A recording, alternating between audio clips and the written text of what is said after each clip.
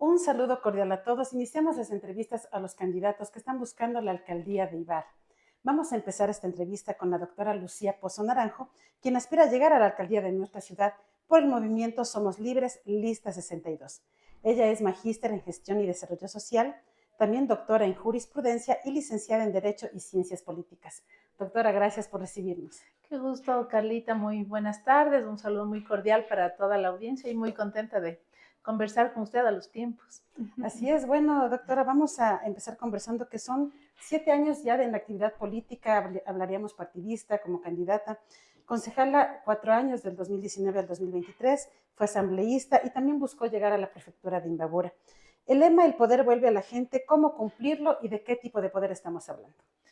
Bueno, es todo un sistema, ¿no? Lo que estamos proponiendo no es solamente un eslogan de campaña, sino es el producto de mucho tiempo y muchos años de esfuerzo en los que intentamos inclusive a través de una ley presentar en la Asamblea Nacional un proyecto de participación ciudadana real. Y hablando de prioridades, nosotros acá en Ibarra, bueno, en este ámbito periodístico, se ha entrevistado a algunos alcaldes, ¿no? Yo recuerdo, pues, desde la época de Jorge Martínez, todos coincidían en la necesidad de un nuevo mercado Amazonas, en la urgencia de un nuevo mercado Amazonas, que por cierto ya tiene un poco más de 60 años. El monto para lograrlo, incluso ya se hablaba de más de 50 millones de dólares, pero ninguno de los alcaldes todavía ha podido cumplir.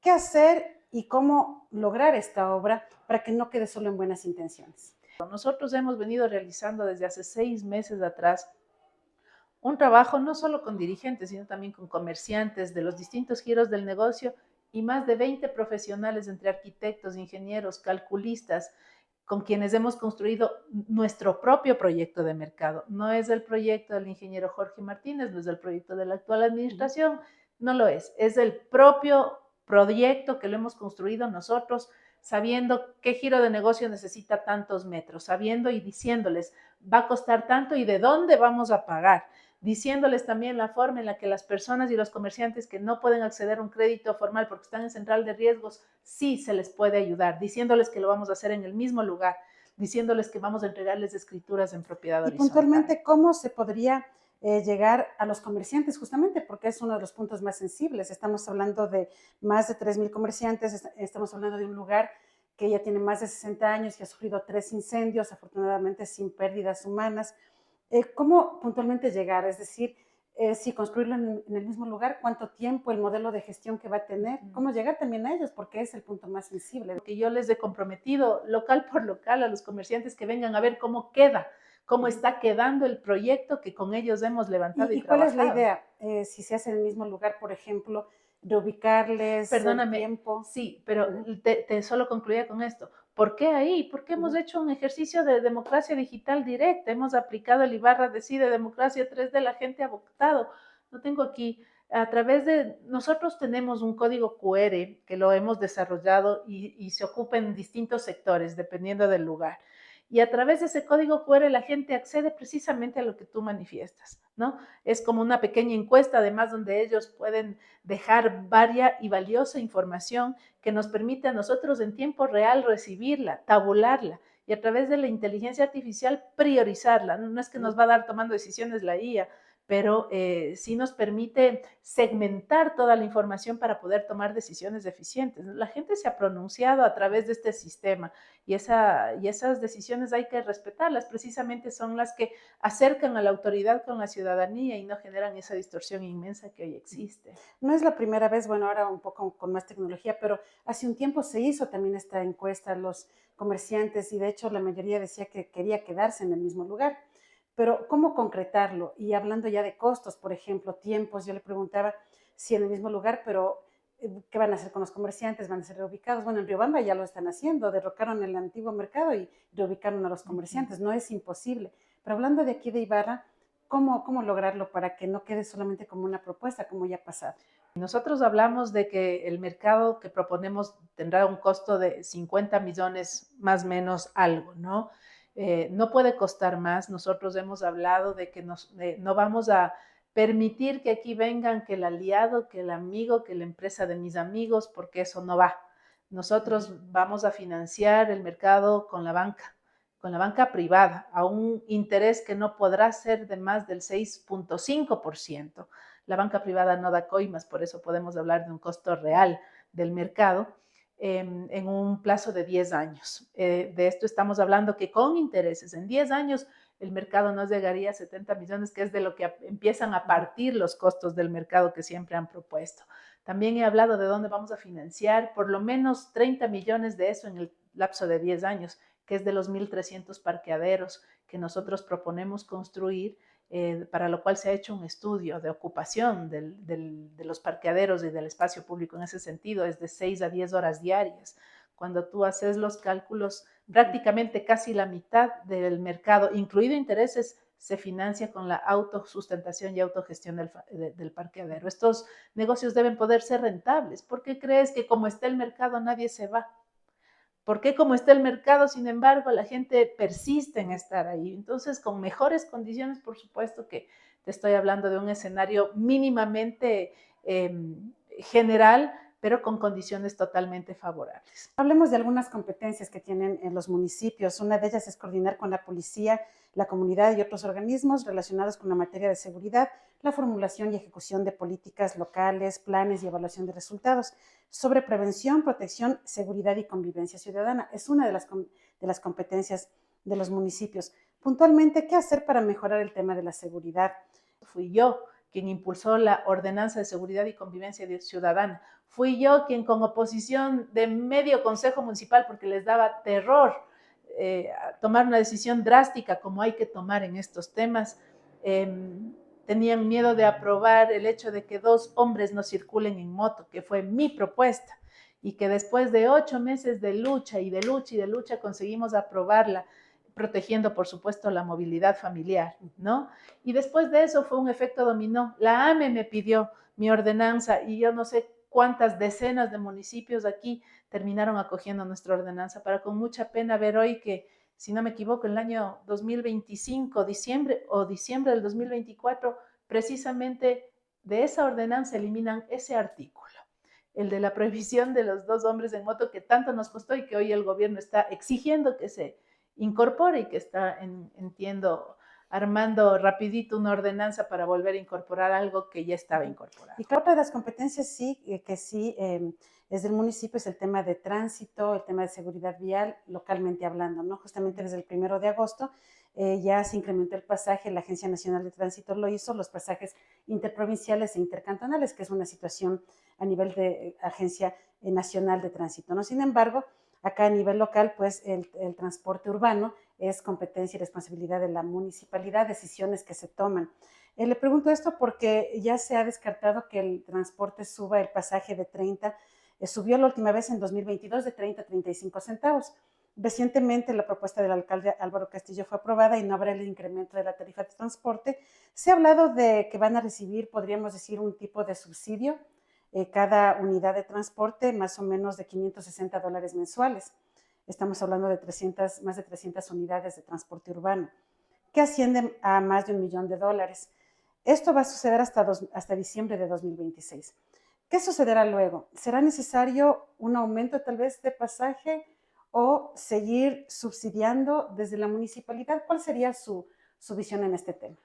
Mira, yo no te podría decir con claridad aquello porque no, de lo que yo conozco, no existe un pronunciamiento oficial respecto de este tipo de subsidios. Lo único oficial hasta ahora es que el Consejo Municipal ha tomado la decisión de no permitir el incremento de pasajes. Yo estimo y supongo que para que eso haya sucedido debe haber algún acuerdo con el sector de Y un la presupuesto transportación. también. Eso no consta ni es oficial, por eso yo no me permito pronunciarme sobre algo que no sea oficial. Pero lo que sí estimo ante esta respuesta que ha tenido el Consejo Municipal y ante la nula respuesta de los transportistas es que hay un acuerdo para que eso suceda. Entonces, habría que conocer los términos que tiene para que bajo esa perspectiva haya tranquilidad, no se hayan incrementado el costo de los pasajes y sobre la base de una respuesta muy fundamentada a aquello yo podría pronunciarme. Pero hoy hay municipios que han tomado la decisión de sí acoger aquello, incorporarlo, otros que no, y están haciendo esa gestión directamente en sus territorios, al menos en lo que corresponde a la transportación urbana, con las dirigencias y manejando este tema de acuerdo a las realidades territoriales de cada sector. Y bueno, y continuando con el tema de la movilidad vial, la ampliación de la vía desde el Puente de los Molinos hasta Yaguarcocha es otra deuda pendiente. ¿Está entre sus prioridades? Hay que hacer una ampliación que tiene que ir necesariamente desde el estadio olímpico hasta la aduana. No solamente hasta la entrada de Yaguarcocha, sino hasta la aduana, donde se genera una vía un poco más amplia para ya poder salir hacia los cañaverales. No son 4 kilómetros. No llegamos a 4 kilómetros, es una medida absolutamente necesaria. Habían otros recursos que ya estaban designados desde el Banco Mundial para construir un puente que salía desde el estadio de la Universidad Técnica del Norte en la 13 de abril directamente a la puerta de entrada de Yaguarcocha. Un puente lindo, habían ya los recursos, había la disposición necesaria para poder hacer esta inversión de obra y se dejaron perder. ¿Cuánto se requiere para esta obra y en cuánto tiempo se gestionaría? Y entonces hay que hacer un análisis de las bases, de cómo está, porque ese puente es un peligro para la ciudadanía.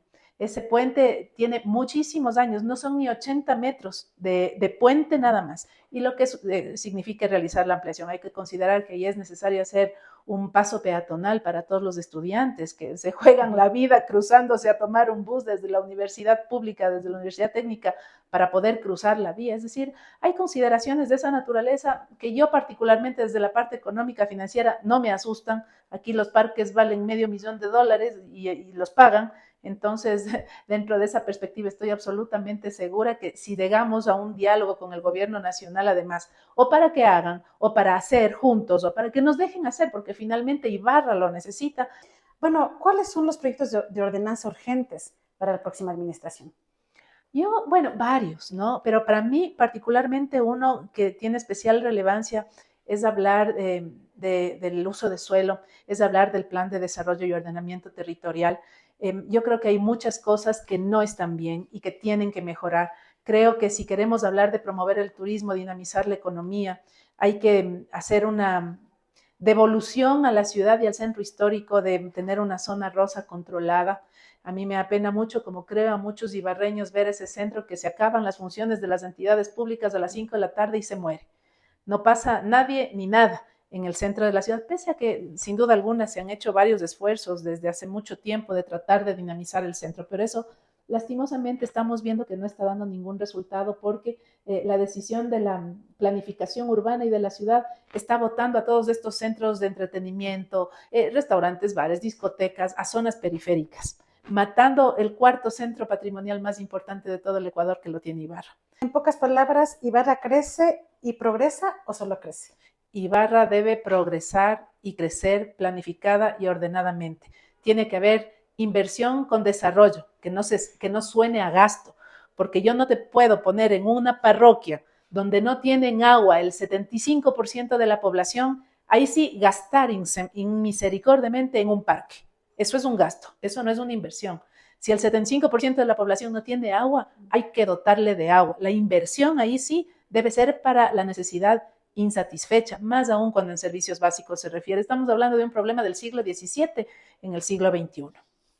Ahora vamos a cambiar un poquito de tema, hablar ya de la campaña electoral que se vendrá próximamente. Ya se mira en redes, por ejemplo, que a veces el ataque es la mejor arma, que ciertos partidos la utilizan, por ejemplo, y de pronto vuelven a mencionar lo que sucedió, por ejemplo, cuando usted fue concejala, que se hablaba pues de lo que sucedió como cuando usted fue procuradora judicial en 2013, de este famoso doble pago que se mencionaba, que se presentó un informe y que se hablaba de un depósito de $86,000 que se hizo por la expropiación de un bien en determinado año y que luego de unos 3 años se volvió a hacer el mismo depósito en su cuenta, en otro banco, pero en su misma cuenta.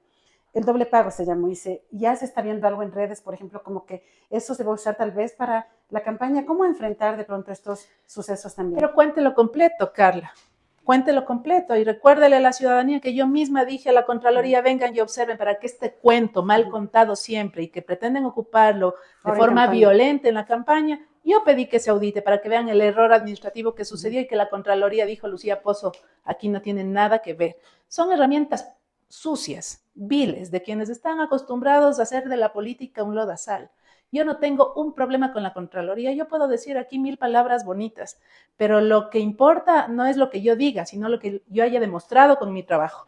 Después de cada función mía, yo he pedido a la Contraloría, no he esperado que nadie diga, audítenle, revísenla. Yo he pedido a que la Contraloría intervenga y en mi vida entera no he tenido un problema con la Contraloría. 0 observaciones. Esa es mi carta de presentación. ¿Cómo me gustaría que los demás candidatos o autoridades puedan decir lo que yo digo? De eso sí me lleno la boca de orgullo, porque no hay nadie aquí, o muy pocos, supongo, podrán decir aquello. Así que, ¿qué le puedo decir? Otra herramienta sucia más que pretenden ocupar, como no pueden meterse conmigo porque no tienen que decirme, siguen metiéndose con mi familia, con mi papá que está descansando, que está luchando por su salud, ¿no es cierto? Con la familia, con los hijos. ¿Eso les parece una buena forma de hacer política? Lo único que consiguen es que mujeres valiosas, gente valiosa, seres humanos dejen de participar.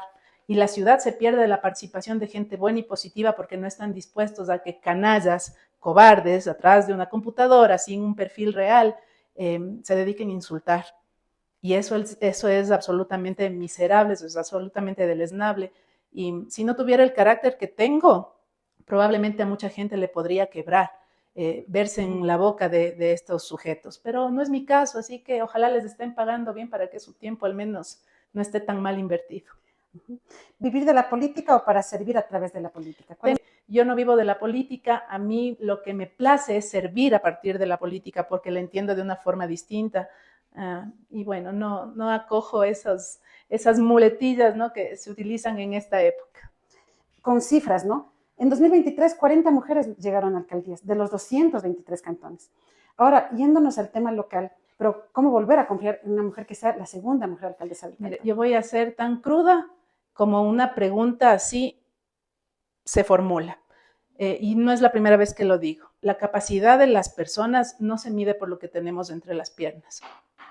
Yo sé la mujer que soy, yo sé cómo me he formado, me considero una mujer capaz, me considero una mujer inteligente, me considero una mujer con experiencia, me considero una mujer que ha tenido aciertos y errores, que me he sabido levantar con dignidad. Considero que la gestión que yo he hecho en la asamblea y como concejal ha sido una gestión que no ha hecho quedar mal a nadie. Probablemente en la política no a todo el mundo le gusta lo que uno hace, pero yo ciertamente estoy confiada y segura de la preparación y de la capacitación que tengo para asumir un desafío de esta naturaleza. Lo que me pregunto más bien y lo que hago la pregunta, digo más bien, creo que venir a experimentar con un municipio, a querer aprender a gobernar cuando se trata en un medio de una coyuntura compleja de la política, de la economía, de las relaciones internacionales, de la devaluación del dólar, ¿no?, de las guerras en Medio Oriente que nos afectan ciertamente, aunque la gente piense que no, del comercio abierto con la China, ¿no es cierto? Venir a aprender con la estabilidad, con la seguridad jurídica, la estabilidad política de las familias. Yo no sé si la gente se subiría a un avión donde sabe que el piloto nunca ha manejado un avión. Yo no. Yo creo que en la política la experiencia de lo que es el ámbito de lo público es importante y yo la tengo y soy mujer y estoy muy orgullosa de serlo. Y finalmente, ¿por qué usted le dice al pueblo que voten por Lucía Pozo? Por todo lo que le acabo de decir, porque soy una mujer firme, que no me da miedo de enfrentar a veces inclusive las divergencias, pero a la altura que usted y yo lo hacemos, ¿no es cierto? Porque creo en el debate de ideas, creo y es bastante interesante inclusive aprender de estas cosas, uno siempre aprende y uno siempre tiene que mejorar y estudiar y prepararse, al menos si tiene la intención de servir o de representar a los demás, es lo mínimo que se debe y se puede hacer. Entonces, lo que yo le puedo garantizar, Ibarra, es transparencia, es trabajo, es experiencia. Y es que soy una mujer firme, que no me quedo callada ante las injusticias, que digo lo que pienso, lo digo con respeto y que siempre voy a estar a la altura de los desafíos, porque no soy mediocre. Simplemente si no estaría capacitada para esto, no estaría aquí. Si no me apasionaría lo que hago, no estaría aquí. No soy una mujer de hacer nada a medias. Entonces, eso me permite hoy tener esta intención gracias al respaldo mayoritario de sectores ciudadanos, organizaciones sociales, 7 organizaciones políticas locales y nacionales que confían en que yo puedo liderar un proceso de transformación interesante, de desarrollo para la ciudad y de participación real de los ciudadanos, ponerme al frente de la ciudad de Ibarra. Y lo quiero hacer con esta pequeña experiencia, con esta convicción inmensa que tengo de poner al servicio de los ibarreños mis mejores oficios. Listo, agradecemos a la candidata a la alcaldía de Ibarra, Lucía Pozo, que nos ha recibido pues en su oficina, están en plena organización ya para la inscripción de las candidaturas, y será hasta una próxima ocasión. Muchas gracias. Gracias, Carlita, a ti por venir y gracias. Un saludo para todos.